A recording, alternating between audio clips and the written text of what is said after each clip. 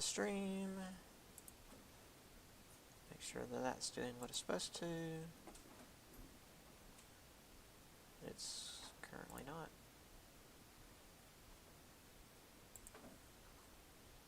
There it is. Let's try that again.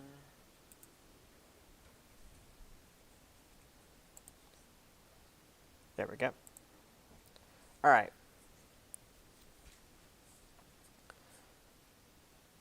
Okay, that's up. Good. And just to confirm again, we do have sound. Great.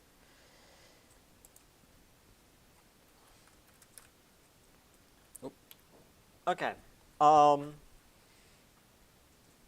Before we start, any questions from anybody about anything? Nobody? Okay. So the previous chapter should be on Blackboard, and this one will probably go up today because we should be able to finish this chapter today. These early chapters are a little bit smaller. So we ended last time with basically the end of native resistance in the West. The destruction of the bison being a major issue,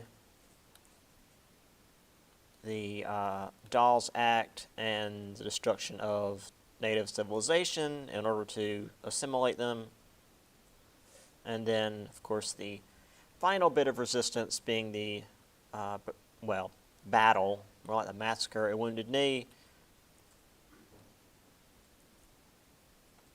So, besides genociding natives, there are other groups of white folks heading westward, and the major catalyst for this was mining. Gold was discovered in California in 1848, and for the next 30 years, people poured west to try to find gold and silver in the western states. Well, western territories, a lot of them, but California being the famous one. Nevada, Washington, Idaho, Montana, North and South Dakota, that sort of thing. People were just showing up in droves with shovels and pickaxes and wash pans, just trying to find the next big strike.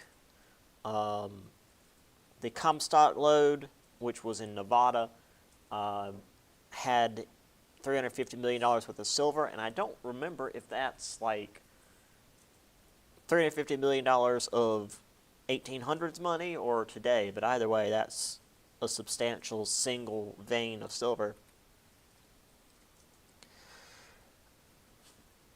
Now, as the settlers headed west, in terms of independent mining, you could only really do surface level stuff. You could do a little bit of digging.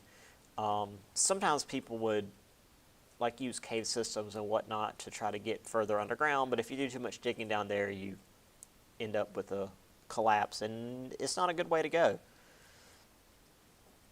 So once they had discovered a vein and done what little bit they could on the surface, the big industries would move in, and if you wanted to continue making money, you would get hired on by said mining industry and become a wage-working miner.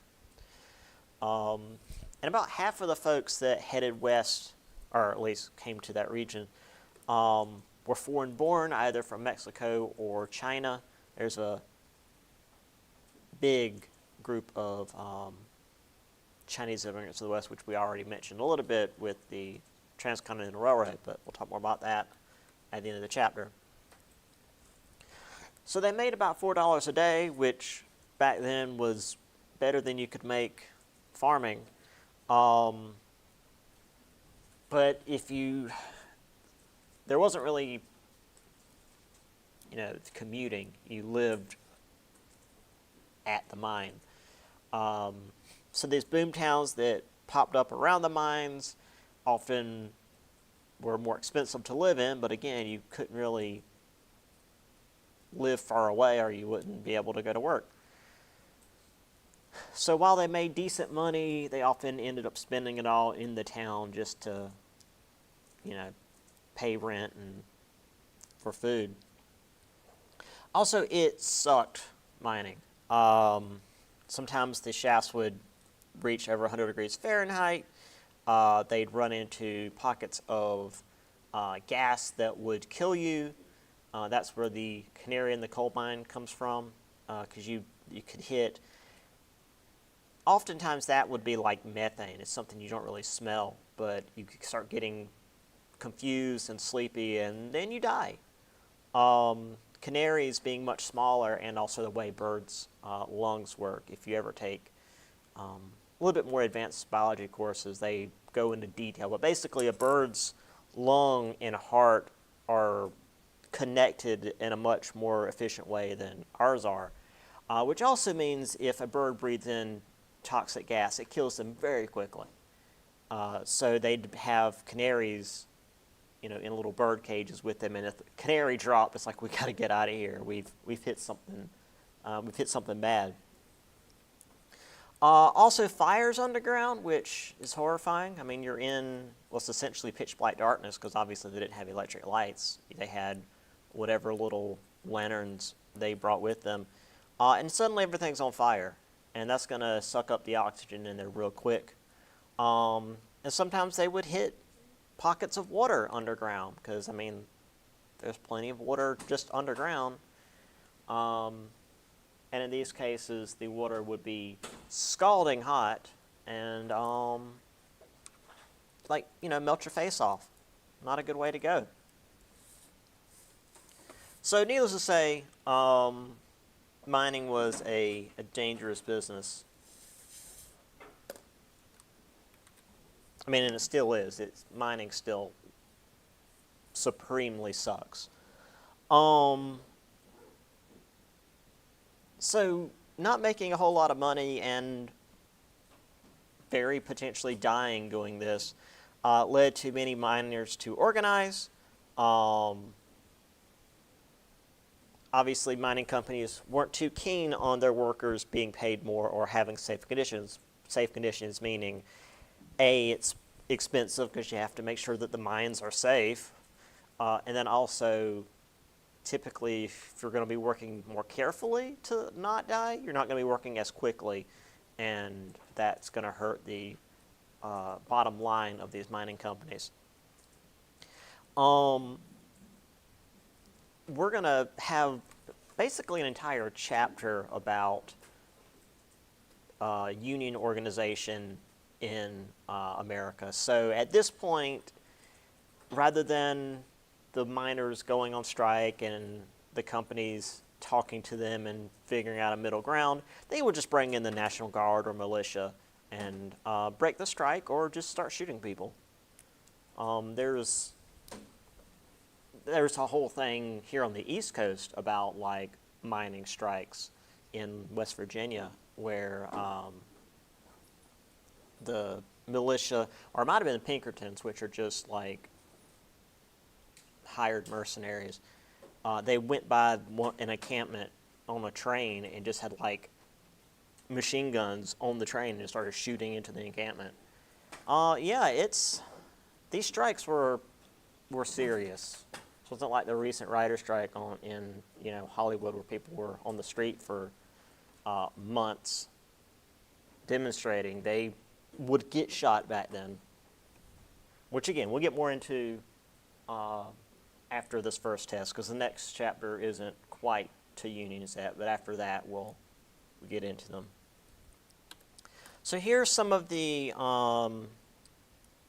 various veins of ore. This in particular, gold, the mother lode there in the middle along the Sierra Nevada mountains. There's, if you weren't familiar with what panning is, where you get the loose rocks and stuff off the bottom of the stream and gradually shake it out in the water.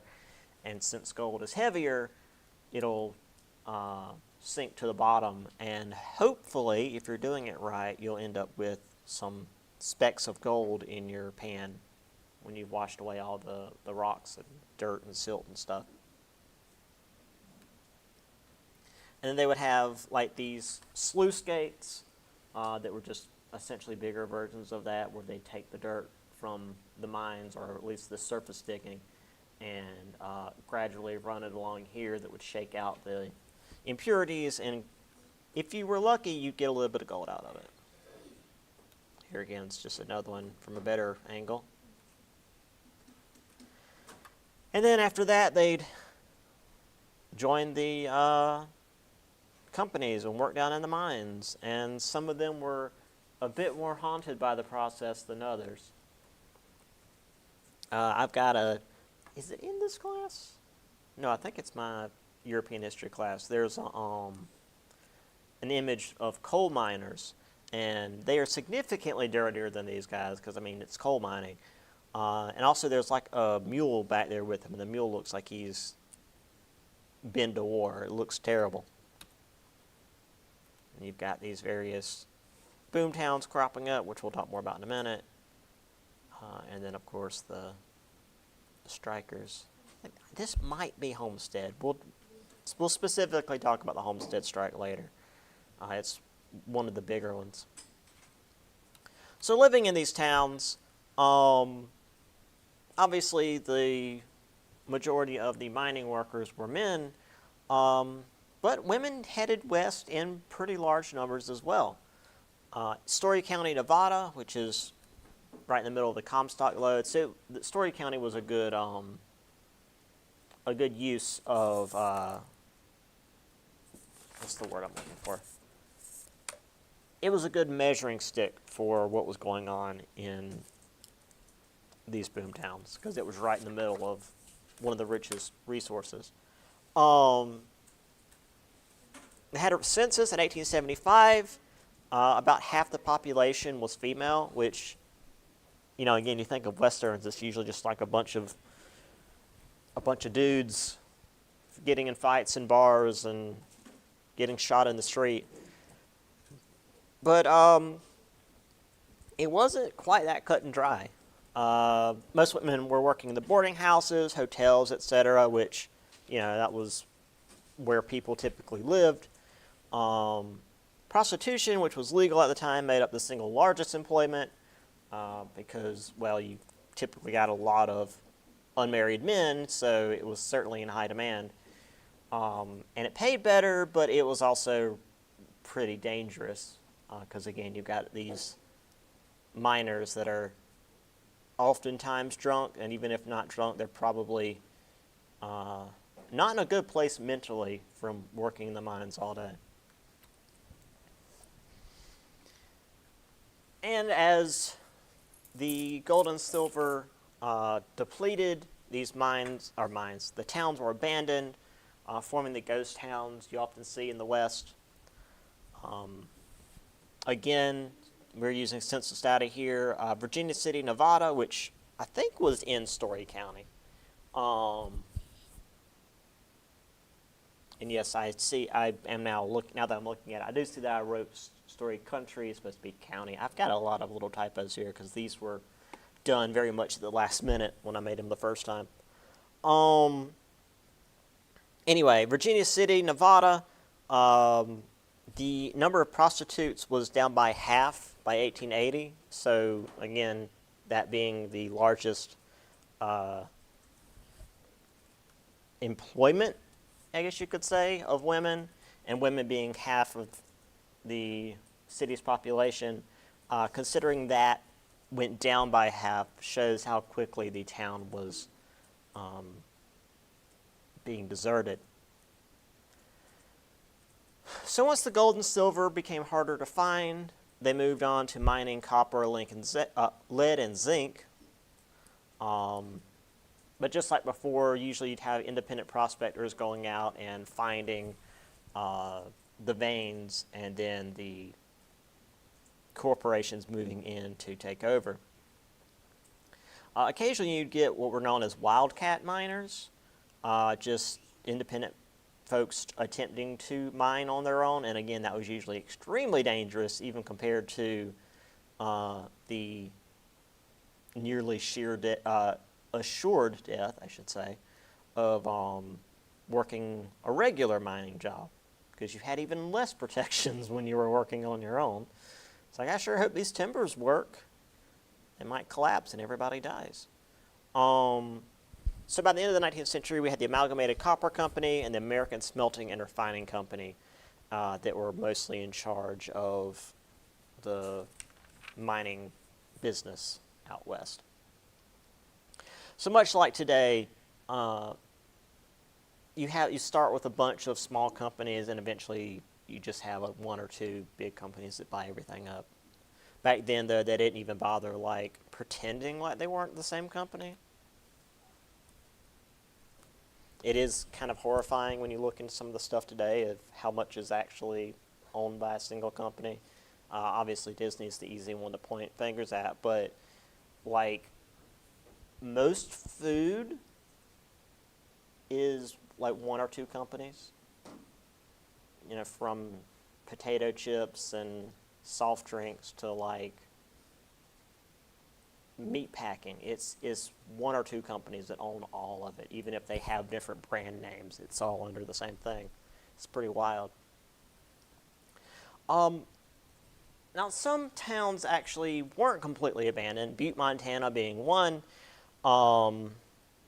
They were still a bit more wild than their East Coast contemporaries. They'd settled down a little bit. Young men would get married, start families, etc. But the social stratification of the East remained in these new cities. If you were poor or not white, you were typically segregated to the bad part of town. That's how it's been for a very long time. And unfortunately, we do still have some of the remnants of that. But we won't be getting into redlining this semester. So here's your hotels. Guys coming in off the trail wanting to get drunk and have a place to rest. Oh, here's an actual image. I think this is, this to me looks like an iron foundry. We'll see for sure iron foundries a little bit later, but where's my mouse? Over here. This looks like one of the conveyor systems they use to run the ore into the actual smelting plant. And then you've got all these smokestacks. So something is going on industrial level in here. Again, you would have families out, doing the prospecting. There wasn't as much of a gender divide when it came to little independent groups doing their own thing. If you can pick up a shovel, you can help us pan for gold. Here was in the towns, you'd have these hotels or boarding houses, typically with a bar, in the front. Either where you'd actually sleep would be upstairs or like in the back of the building. This one in particular says here, Italian boarding and rooming house, because, again, if you weren't Anglo-American enough, you'd be segregated into a separate section. And, back then, if you were anything but American with British roots, you weren't Anglo-American enough. So the Irish, Italians, Germans, oftentimes would, be segregated as well as everyone else. There we have a entertainer, let's say, from the 1800s. Pretty fancy clothes for in the West in the 1800s, but granted this is a portrait, so. And there are still some ghost towns remaining today. A lot of these are, I wouldn't say they're set up like national parks. It's not quite that level. But typically there is some government money being used to keep these from just completely disintegrating out in the wilderness because they make for good tourist attractions. I mean, you can see the roads are not completely overgrown. Clearly, it's being used to some degree. Obviously, not as housing or businesses anymore, but it's fun to go and like walk around and see these old places. There's one in not Asheville. We're not that far north. It's like right outside Maggie Valley in the mountains. Um, it's it's a lot more fake than this. The one in the mountains here in or North Carolina. I think it was, yeah, Maggie Valley, North Carolina. Because there was some mining being done up there, but it wasn't nearly to the size that you see out in the west. And they've got it restored to such an extent that they've got like reenactors there. You've got people in the saloon, and you can go in and get drinks and eat because it's at the top of the mountain, and you have to take a ski lift up there, so it's difficult to get in and out. It's neat. It's something I remember from like my childhood. Here's an older image of one of these towns. I don't think this one's completely abandoned yet, but you can see just kind of how they were quickly thrown up. There wasn't a whole lot of planning going on. All right. Now, when you think about the West, what occupation comes to mind besides the mining that we've just talked about? What's the stereotypical Western job? Yes, that's close to what I'm thinking about. Less. Yes, I was trying to say less like stationary than a sheriff. Yeah, you had your cowboys.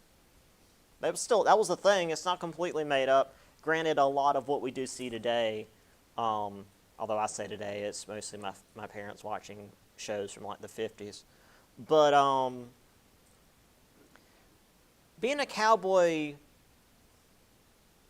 kind of sucked. It was obviously dangerous, but it was mostly boring. I've got actually a diary from a cowboy I'll read at the end of the slide. Their major job was to transport cattle 1,500 miles from, let's see, from Texas through Oklahoma to Kansas, to the rail centers that would then take the cattle up to Chicago to get processed. Now I've heard, I guess I've traveled further than that, but that was with my parents, and I don't recall exactly how far it was. But I have driven about 1,000 miles one way, and that took like 2 days by interstate. Needless to say, you weren't traveling very fast if you were on horseback and keeping a bunch of cattle together. You weren't going at any great speed. About 2/3 of cowboys were white, typically Southerners from the Civil War that were trying to, find more gainful employment. The remaining third were either Mexicans and African Americans. While racism still very much existed on the trail, the fact that it was just like you and a couple of other dudes out in the middle of nowhere for weeks to months at a time, you kind of had to rely on each other. So the racial segregation wasn't quite as extreme. You had to get along with your fellow cowboys, or you might end up dead. Not necessarily like they'd get in a fight and shoot each other again, like you see in the westerns, but it was just really dangerous out there, and you had to rely on your co-workers, so to speak. Obviously, the people who made the most money off of this were ranchers that had all the cattle. There was a huge demand for beef especially in the East, in the big cities, that created like an entire facet of the economy. It was, the beef economy was, I wouldn't say as big as cotton was back before the Civil War, but we're in that territory. We're pretty close. We had like new inventions being made to make the beef industry more efficient. This was when refrigerated like train cars were invented, and that was just for transporting beef, so it wouldn't go bad en route. And needless to say, there wasn't really electricity yet, so refrigeration back then was, they had like, the only way I can think to describe it, it was like sections up in the tops of the train car, and they'd put ice in it and it was in such a way that it wouldn't just immediately melt, but it would keep the whole train car not necessarily below freezing, but cold enough that the meat wouldn't go bad. However, just like with cotton and in other sections of the economy, wheat and corn, when that's the big thing that's making all the money, everyone's going to want to get involved. And when everyone gets involved, you flood the market, and supply overwhelms demand, and then prices crash. Also, there was competition from Canada and Argentina, which is kind of weird to imagine, like roaming cattle in Canada, but whatever, I guess. Further flooded the market and eventually caused the bubble to burst. Also, with homesteaders moving west, which we'll get to in just a minute, if you're going to move west and make a farm, you're not going to want a herd of several hundred cattle to roam in and just start eating your stuff. So they'd fence in their areas, which would make it more difficult to roam the cattle, which was necessary to keep them from starving. But on top of all of that, there was a series of extremely cold winters and a drought over the course of a couple of years here that destroyed 90% of the cattle herds in the northern plains. And we're going to see another 90% here in just a little bit, but you don't usually see 90% in this, really anything in history. Even like the Black Death that nearly destroyed human civilization, at least in Europe, was like a third to a half of everybody died, which was still, horrifically devastating. But if you lose 90% of something, you might as well have lost all of it. So many of the cattle barons went into bankruptcy, and if the cattle barons don't have herds of cattle to move, then cowboys are going to have to go and find something else to do. And this is usually the point, the late 1800s, 1880s, 1890s.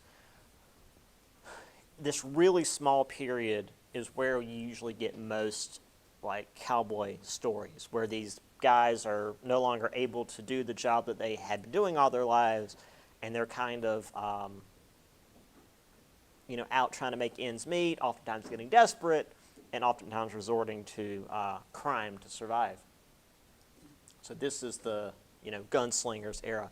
Same sort of thing, ironically, around this time, the Meiji Restoration in Japan, where samurai were basically made obsolete, and this is where that's where you get most of your tales of samurai with all their honor and loyalty and blah blah blah, most of which, like with this, was made up to make that era seem more glorious, but it was usually the dying gasps of these cultures that is when you see most of the mystification of it.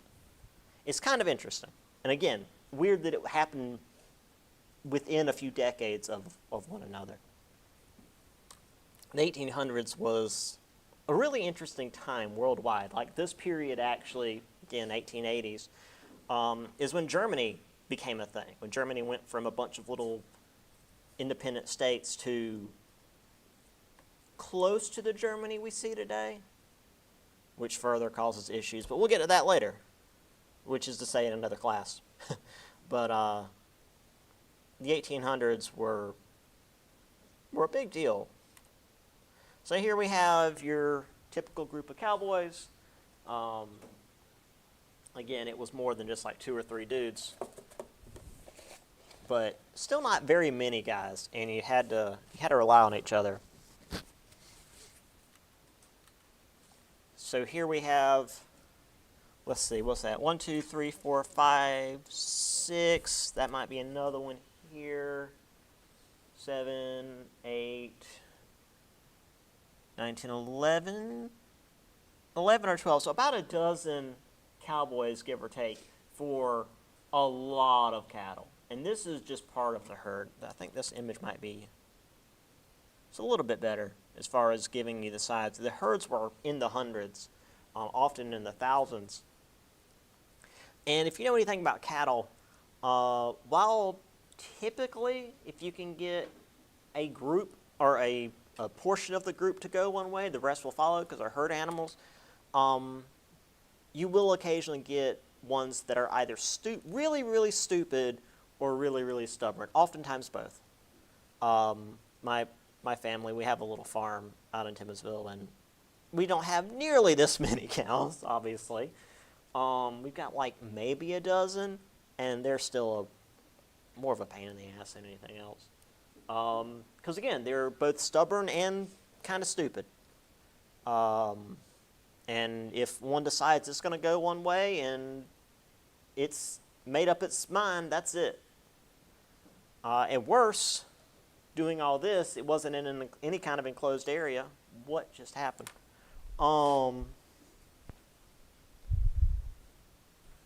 You'd get storms and wild animals and basically your stereotypical stampede, which I've got right here. So, this is a Diary of a Cowboy, George C. Duffield, 1866. So on the 12th of whatever month this was, hard wind and rain, big stampede. We are among the Indians with 150 head of cattle gone, hunted all day, the rain pouring down, but with poor success. Dark days are these to me, nothing but bread and coffee. Hands all growling and swearing, everyone wet and cold. The beeves, that's the steers, completely gone. Rode all day and gathered all but 35, mixed with 8 other herds, because you weren't the only group of cowboys out, moving cattle. You're going to run into other groups, and if the cattle get mixed up, somebody's going to be pissed. Last night, 5,000 beeves stampeded at this place, and a general mix-up was the result. That's a lot of cattle. The 13th, separated our cattle, moved 4 miles. Very warm day. 14th, it rained again. Rain poured in torrents all night. Beeves left us in the night, but for once on the whole trip, we found them all together near camp at daybreak. So clearly, it's been a real bad journey. We're now 25 miles from Ark River, very high, so it's flooding. Last night was a dark, gloomy night, but we made it all right. Today it was raining. I mean, it's been raining for days at this point. Informed there's another creek 6 miles ahead. 12 o'clock today, it rained an hour so hard that a creek close by rose 20 feet in the afternoon. All wet.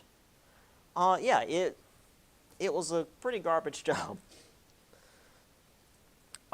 Meanwhile, on the other page here in the book, you've got Buffalo Bill's what was it called? Buffalo Bill's Wild West Show, which is, again, where we get most of our mystification of cowboys, because this being 1893, that was kind of the end of that era, and they were trying to make money off of the legends of cowboys and Indians and stagecoach robberies and all of that. So, besides the cowboys, we also had farmers, which I briefly mentioned a minute ago, which was an issue for the cowboys. The main thing for the cowboys moving west, or not cowboys, the settlers moving west, was the Homestead Act. That's something I'm sure you guys have heard about. Obviously very important. It essentially gave these groups of settlers 160 acres of land as long as they agreed to cultivate it. And if you failed to do that, they would take the land back. Now, 160 acres, despite it being quite a bit of land, again, that little farm we have out of Timminsville is about 100 acres, and it's a lot of land. In the Great Plains, 160 acres was still not enough to survive because, again, the land was kind of poor. However, for about 10 years, an usually wet decade in the 1870s and 1880s, as well as the modern technology that was being invented, which is to say steel-tip farming equipment, made it so that it seemed like an easier job than it actually was. I mean, if it's unusually wet for a decade, it's going to feel like that's the norm now. It's just like, oh, it rains and makes the ground soft, so we can actually till it. Now, granted, the steel-tip farming equipment was important because that sod would get caught on iron plows, because iron's more porous, steel's more refined. And actually, the steel, I think we talk about it specifically a little bit later, but I'm just going to get ahead of myself. The steel-tip plow was what John Deere invented and made him his money. So when you think John Deere, you think tractors, but John Deere actually made his money off of just like a simple plow that had a coating or a plate of steel in the front. So about a third of the folks heading west were from Europe, some 2 million by 1900. There were promises and transportation agreements from the railroad companies, because again, they're the big ones that are doing all of this. The railroad companies have been given parcels of land by the government to, well, run railroads on, but also they had extra that they could sell for profit, and they made lots of money off of that. And then the folks who did head west and made their little homesteads would write letters back home about how great it was, which tended to draw more folks heading west. And then after this unusually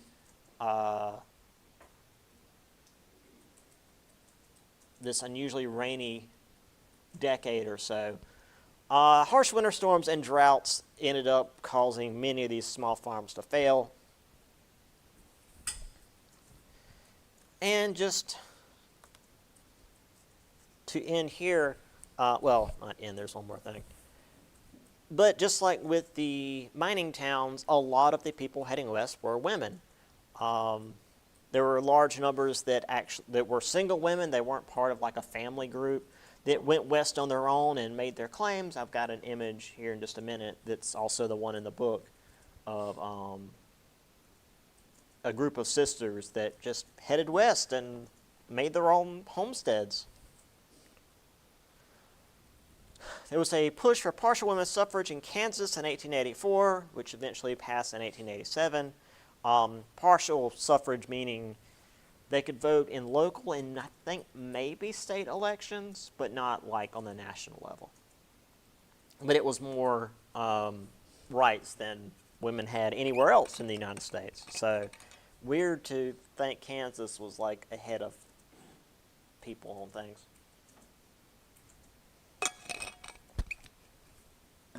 In fact, we'll go into that in greater detail later.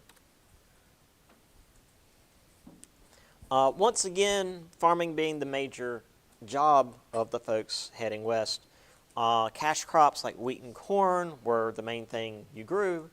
Again, if you're doing your best to survive and a certain crop or two are the ones that are making all the money, you're going to want to grow that crop because it's going to be the most money for the amount of work you're doing.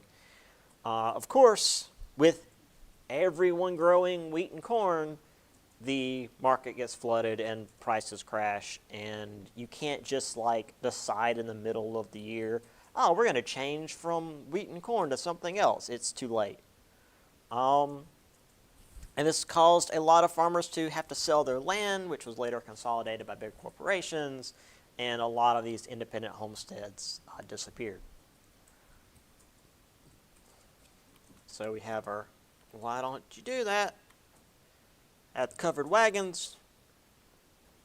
Again, your stereotypical view. It's lots of folks are just out walking. That'd be a hell of a job. And because, again, there weren't really any trees in the Midwest or the Great Plains, you had to make your house out of whatever you could find. And in this case, it was sod. It's like just the hard, well, relatively hard clay of the ground mixed in with the grass, which is why it looks like a hobbit house. It's made from the ground. This is the image in the book. This is the Chrisman sisters, Lizzie, Ludi, Jenny, Ruth, and Hattie, shown outside their sod house in 1886. Thousands of homesteaders who moved west in the 19th century built homes out of the only natural resource the Great Plains had in abundance, sod. So yeah, I mean, they've got a few like wooden timbers here and there, but for the most part, you built out of whatever you had, and a lot of that was just the ground. Which is why in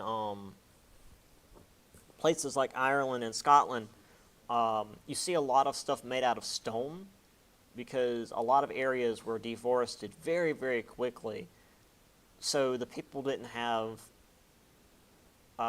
wood to work with, so they just used whatever they could find, and there was stone in abundance, so they made fences out of stone and buildings out of stone. This image, oops, sorry, hold on, folks. This one's actually at the beginning of the chapter. I always mention it and bring it up, but I've never actually had it, so I actually found it yesterday and remembered to put it in the PowerPoint this morning. So here we have another sod house using the hill as like the back wall. And since the hill is part of the building, there's just a cow on the side of the hill, which is also technically the roof of the house, just doing its thing. I mean, this is just like, oh, it's just a regular family photo. The dog's also here, but don't mind the cow on the roof.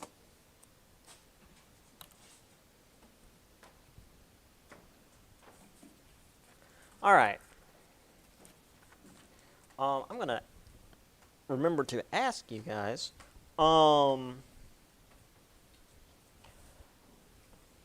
is anybody familiar with another group that headed west, in this case due to religious conflicts? Yes.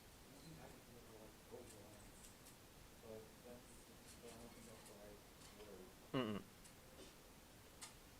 This more modern group than that. That moved due to religious, yeah. I mean, I guess you could say they were, in a sense, pilgrims because they were traveling long distance. Not the Quakers. The Quakers were, this is still a little bit earlier than the group we're talking about here. This is a group that's still around.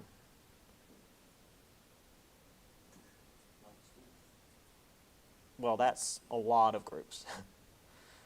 I'll give you a hint. They moved to Utah. Not the Amish are in Pennsylvania. And then like west from there. There's so many Amish. The Mormons. Not something you often think about when you think about the Old West, but this was kind of a big deal. So, the Mormons, followers of Brigham Young and the Church of Jesus Christ of Latter-day Saints, being the full term for the Mormon Church. They weren't heading west to try to find gold or go on some adventure. They were trying to get away from the U.S. government, which wasn't a fan of some of their practices, such as polygamy. Well, I'll get to that in just a minute.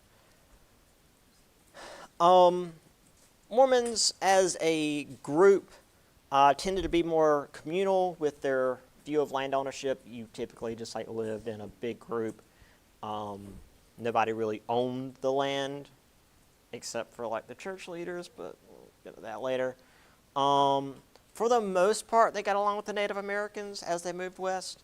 More interested in converting them as opposed to wiping them out, although there is this one really infamous incident of a native tribe being, or at least a group of natives, being wiped out and just like left dead. And it was made to appear that they had fought another tribe, but it was later discovered that like it was a group of Mormons that were heading west and got in a fight with the natives, and afterwards were like, we got to figure out how to make this look like it wasn't us. So that's like a really that's a touchy subject for Mormon history, but it was definitely a thing that happened. So when it came to, again, why they were moving west, Congress decided that their religious rights didn't trump the Constitution, so polygamy was illegal. Men engaging in polygamy were disenfranchised with the Edmunds Act. 5 years after that, they made it so that Mormon assets could only reach $50,000, and anything after that will be seized. So it was very beneficial to get out of at least the more settled regions of the United States, because if you're in a territory, the laws there aren't quite solid yet. 1870, voters in Utah wanted to give voting rights to women. However, this was countered with this belief that Mormon women would simply vote as their husbands, which would just give the practice of polygamy more power. So the Edmunds-Tucker Act rescinded the right of women to vote in Utah. And once Utah was big enough that they could apply for statehood, suddenly they decided that, oh, maybe we're going to not do polygamy anymore because God changed his mind. So they applied for statehood, which was granted in 1896, and in 1897, women were given the right to vote again. Now, the issue with polygamy, besides whatever moral issues people hold, is that in this case, and in many cases, it resulted in a lot of child brides, to put it simply. They were like 12 and 13 sort of thing, because, oh, well, Mary was a teenager, so that's fine. It was, there was a lot of abuse. Now, granted, the official Mormon church doesn't allow for polygamy, but there's a lot of like splinter groups because, like any Protestant sect, they're going to split and have smaller groups doing their own thing. There are smaller groups that still attempt to practice polygamy, but it's still very much illegal. Not that that stops some groups. So, anyway, we've got the folks heading west. Not exactly a covered wagon. I don't know why it looks like they're riding on a big barrel. I'm not going to say this is a single family unit, but that's kind of what it feels like. And then we've got this big propaganda poster, polygamy or the mysteries of Mormonism, being an expose of their secret rites and ceremonies. Makes it sound like they're like this weird, like tribal group they found in the rainforest. So there's a lot to this, again, being a big poster. And the various concerns, lots of children, teaching the spiritual wife doctrine, spending an evening with my other wife, jealousy, and again, there was a lot of room for abuse.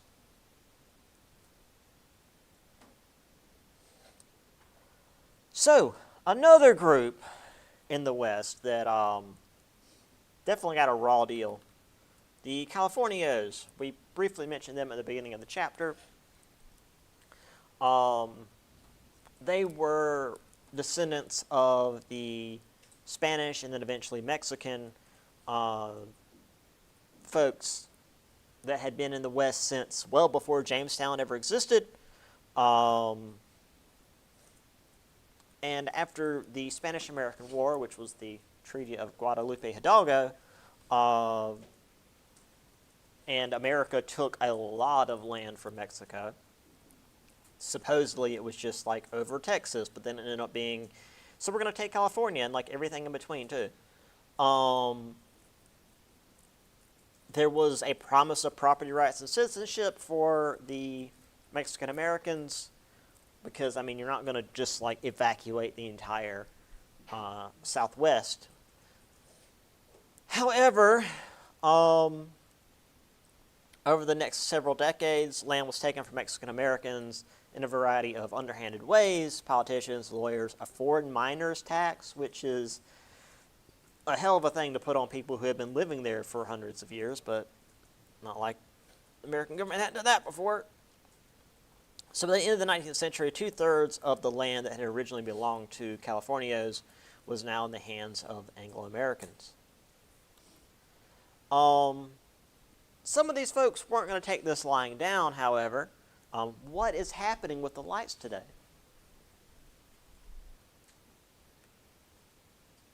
Not you. Oop, wrong one. That's mine. That's yours. Okay. All right.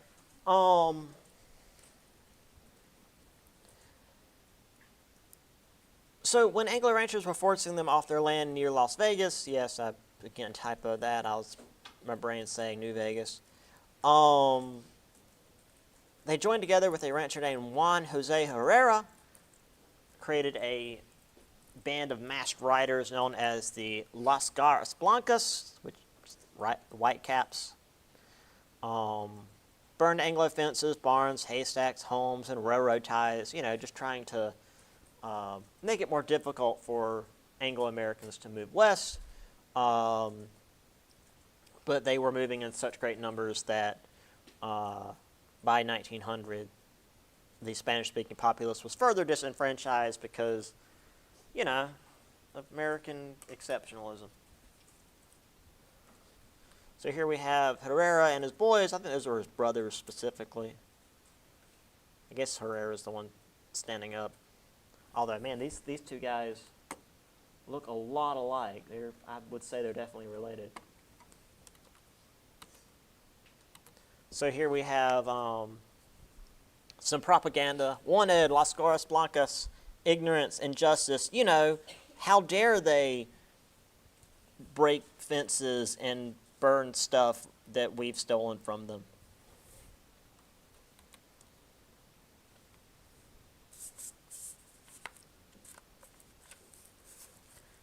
Okay. One more group in the West that we've already briefly mentioned that were disenfranchised in large numbers. Anybody want to guess on that? Anybody remember another group we talked about last time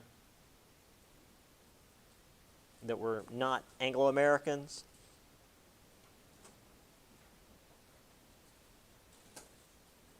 In particular, California.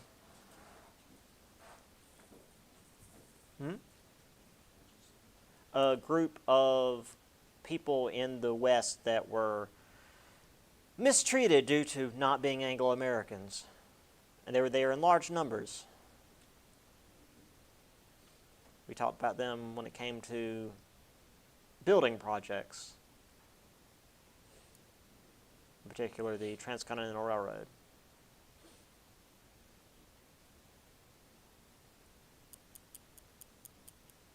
Immigrants from abroad.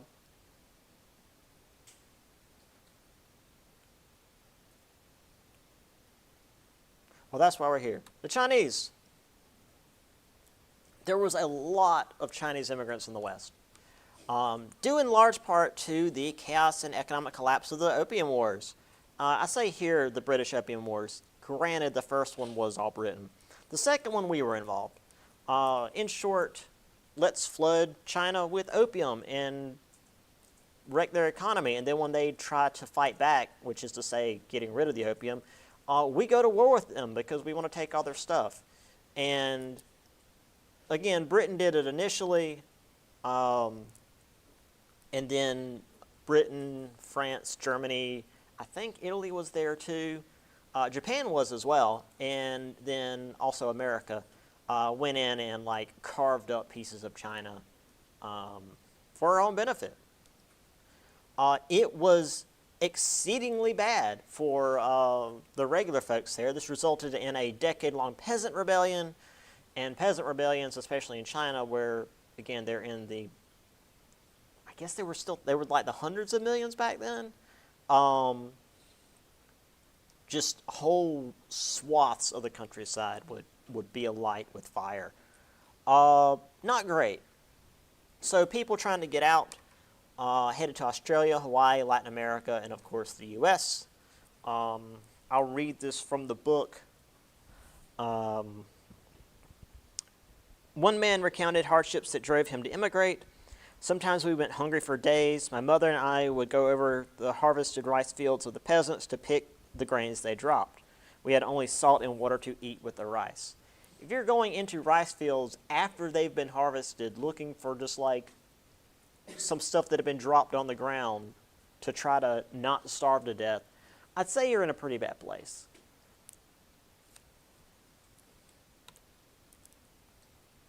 So the first major influx was due to the gold rush, 1848.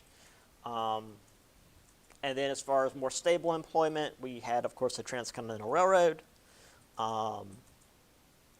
There were about 200,000 Chinese immigrants in the West by 1880, many of them living further west, like say, California. San Francisco oftentimes became a hub where Chinatown cropped up.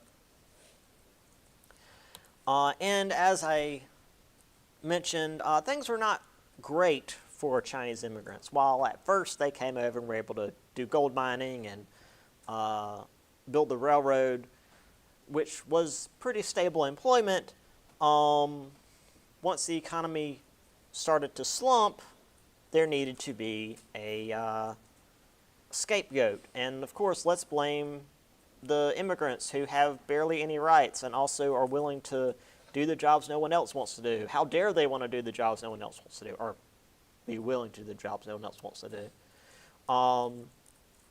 Blame their racial inferiority, willingness to work for lower wages, which again, like, who's setting the wages? Not the workers. Yes, we want to work for starvation wages. That sounds great. The anti-Chinese anti-Chinese sentiment grew so quickly.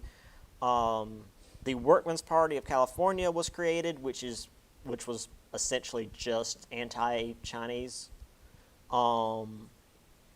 Advocated laws to restrict Chinese labor. Vigilantes attacked and killed Chinese in the streets, just, cause. Eventually, this all came to a head with the Chinese Exclusion Act of 1882. No more immigration from China, and the immigrants who were already here in the U.S. were not allowed to become citizens. This was the only time so far that a group of people was completely restricted due to their nationality. Now, granted, we'll see it later where it's levels of restriction, but that's typically with an agreement with the country itself, and not allowed to become citizens because of where they're from. Like, we weren't at war with China. There wasn't like some, oh, they might be enemy aliens, like we'll see in World War II. It's just, we're going to be really, really racist and decide that they can't be citizens because reasons. Yeah. The Chinese got a real bad deal in all of this. I have an image here. It doesn't say if it's Harper's Weekly or not, so I can't be sure. Golden Gate of Liberty, notice, communist, nihilist, socialist, Fenian being, not to put too fine a point on it, essentially terrorists from Ireland. Like, they attempted to push America into a war with Canada, to then go to war with Britain because, the whole British Commonwealth thing. Just because the Irish are always out to fight the British. All are welcome, but no admittance to Chinamen. And then down here at the bottom, the only one barred out, enlightened American statesmen, we must draw the line somewhere, and you've got here industry, order, peace, sobriety. That one's directly a dig at the Irish. Yeah. So this one is obviously a bit more sympathetic for the Chinese being left out. It's like, there's not a real reason for it. Some propaganda was more positive in getting rid of the the Chinese. We'll talk about the Irish later. So this is the Workers' Party of California, WPC. The Chinese must go, and it's literally kicking them out of California and back to China. And then we have the pass of the Chinese Exclusion Act. Hip hurrah, Chinese excluded. It's like, wow, just be real obvious about it. Democratic Chinese Exclusion Bill has been signed by our Democratic president. Hip hurrah, the white man is on top. Wow, how dare the Chinese try to have any rights? We can't let that happen. Yeah, this is a lot more blatant. If they do still have like, oh no, here's a group that wants to have rights. How dare they? And that's it for this chapter. We're not done. We still got about 10 minutes of class left. Come on. I'm not going to probably run us the entire time. We do need to start the next chapter. Anyway, the West was seen as individualism and determination, but the federal government, big businesses, all that was still a major part of the creation of the Old West. And even just people working together. Because you didn't just go west and make it on your own. You had to work with other people. So the West was good for Anglo-Americans, and it pretty much just sucked for everybody else. Destroyed the culture of the Native Americans, took the land from Californios, and when it came to the Chinese, how dare they be there and try to do the whole American dream thing? So let's just start the next chapter, so we're not too far behind.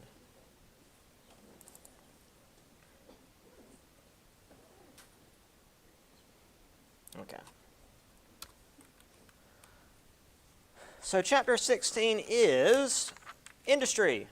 Now 17, again after the test, is going to be more about like labor unions and whatnot. This is just the overall look of things. So the Industrial Revolution initially began in Britain in the late 1700s, but by the 1870s there was a second Industrial Revolution. Now, you can be pedantic about it, and boy, we historians are, but this was seen as a switch over from coal and iron to gas and steel, is often how it's portrayed, and we can do that. That's fine. I'm not going to be that pedantic. Now, while Britain was typically well, I wouldn't say the only one, but they were ahead of everybody with the first Industrial Revolution. With this one, Germany was largely running things. They had a lot of land, they had a lot of resources, and I mean, just the creation of Germany was a major power block in the middle of Europe. Again, see my History 104 class, you're going to talk about that in particular. However, due to America having lots of land, lots of resources, and lots of educated inventors, many of which were immigrants from other countries, soon charged ahead of both Britain and Germany. And by the beginning of World War I, the manufacturing output here in the U.S. was about equal to Germany, England, and France put together. And those were the top 3 European industrialized nations. So we were doing pretty good. So similar to what we saw in the previous chapter, where you'd have small miners finding stuff and then eventually getting absorbed by larger corporations, the stores, railroads, and factories went from being relatively local to national and international, which was good for the economy. GDP went from $9 billion in 1860 to $37 billion by 1890. We stopped in 1890 for a reason. As I've said multiple times last semester, about every 30 years or so we have an economic crisis, so we're going to be there in a minute. As with Europe, and in particular England loved their railroads. Railroads were especially in the middle of this new industrial transformation. The industry used steel, wood, coal, glass, rubber, brass, and iron in large numbers, to the extent that those industries became more modernized and much larger just because the railroad was using so much of them. The railroad is basically running everything at this point. Here's that other 90% I mentioned. By the end of the 19th century, 90% of the steel produced in the U.S. was bought by railroad companies. That's a lot of steel. And by moving raw materials and finished goods very quickly from production to markets, the economy was further improved. Again, the railroad was the lifeblood of our economy back then. Before we had the interstate, and really we didn't have crap for roads for a long time. And here we go. This is what I talked about before, where it got to the point that railroads standardized time. Again, I was a little bit off on my time estimation. Between New York and Boston, it was 11 minutes and 45 seconds different. Like, the same time of day, but in each city, it was that much off. So by 1918, the government standardized these time zones that the railroad was using. So just to quickly go over these images. So here we have the Second Industrial Revolution, railroads, factories, business tycoons, which is like half the chapter. Labor unions is the next chapter. Electricity, communications, telegraph, and telephone even.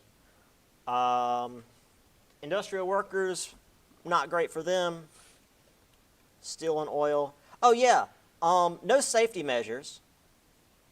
Again, this is spinning like the belt in your car, except much bigger, and you're just going to like have a kid standing up there barefoot running the machine because you can pay them less.